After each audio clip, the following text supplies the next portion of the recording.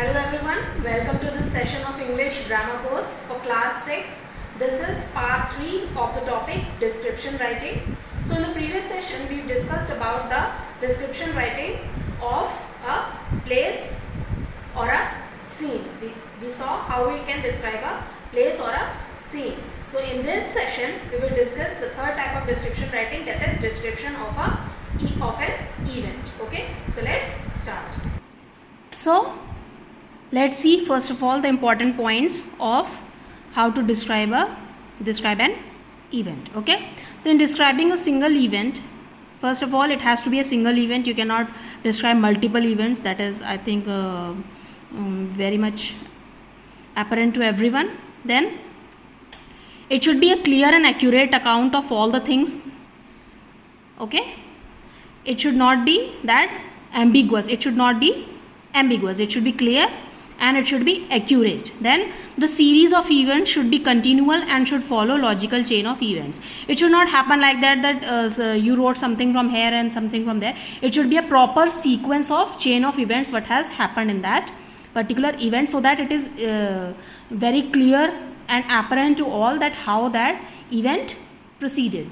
Okay, then it should be vivid and lifelike picture of the whole event. It should be in such vivid details that it should look like a lifelike picture. Means the reader who is reading your description should find that as if he or she is also sitting there and watching that description, watching that event by himself or herself by reading your description. Then irrelevant details should be avoided. There should be no irrelevant details. Whatever is necessary, that only should be added to the description of an event. So let's see with an example how we do it. So here question is, give a description of a cricket match you went to see recently. So this is an event. You went to see a cricket match and now you are supposed to describe it. The other day I went to see a fine cricket match between the East and the North zone. It took place in the district stadium where a huge crowd had gathered. So again, in the beginning, first we will see tell that what was the name of the event. It was a cricket match between the East zone and the North zone. Okay, and then what happened, where it took place. Then we will begin with the description. The East zone team won the toss and decided to bat. The two batsmen were not very good and were bowled out very soon. The score then stood at only 50. The other players were very careful. They didn't score many runs but continuously blocked the ball and tired the bowlers out. The fifth batsman was very quick on his feet. He took quick singles and scored a couple of fours and sixes as well. The last line batsman and the middle order handled the situation well and at the end scored a respectable 200 runs even after the weak start. Okay. The North team was good at bowling but proved to be weak at batting. Most of its batsmen played a poor game. 3 middle order batsmen took a stand and pulled the score to 150 runs. In the end, the North zone team could not chase the score and lost the match by 51 runs. The East zone team was declared the winner. So in this, what you saw that we have made a proper and logical sequence of the events. In a cricket match, if you watch it on the TV also, you can see that first there is a toss. Someone wins the toss and they decide what to do, whether they want to bat or ball. And then you see the commentary going on there, that if someone is bowling, someone is obviously, one team is bowling and one is batting. So a proper commentary is there. And then in the next half of the match, the other team bats. Okay, so then in this way, and at the end the losers and the winners are declared. So in this way it should be a logical sequence of events. Okay, it should not be that something you said in the middle of that and something you did here and there. So it is clear and precise that okay, first toss happened, then the first team batted, this was their condition, in this way they batted. Then in the second half what happened, the other team came but they were very weak, so they could not pull many runs. Okay, and somehow they managed to pull this much runs because some of the players played well. So in the end what happened, the defendant team was not able to chase the score and the first team won the match. So in this way you give a logical sequence of the events. There was nothing unnecessary written over here.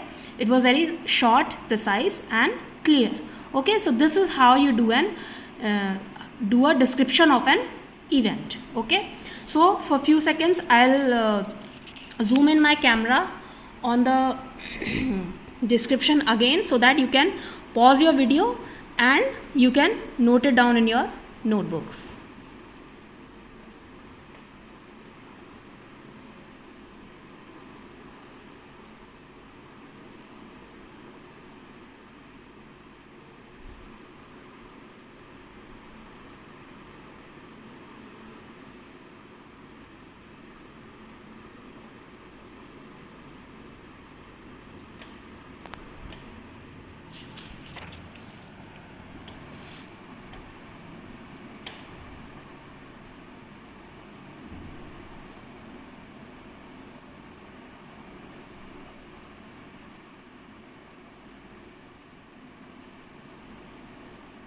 I hope it was all clear to all of you.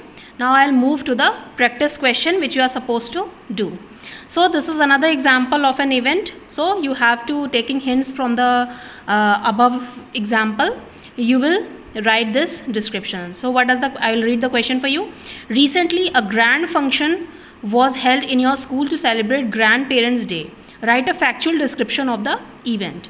What you are supposed to include these points. What are these? Number 1, mention the occasion, date and venue of the event. Describe how the guests were entertained and honored and how they felt about it. Then say whether your grandparents attended it and how you made it special for them. Okay, so first you will mention the occasion, that it was Grandparents' Day. Then you will tell the when it happened, where it happened. Okay, then you will tell who are the guests, obviously grandparents. If there was any chief guest, so you can tell about that also, and what kind of programs were organized to entertain them, and what kind of gifts or prizes were given to them, and how these grandparents felt about this celebration. Okay, you will mention all these things, and then in the end you can also mention that your grandparents also came in the function and what they did, and how did you treat them, and how did you make them feel special on that occasion. Okay, so in this way you will write this in your notebooks. Okay, so this is it for today. I'll meet you in the next session. Till then, goodbye and take care of yourself.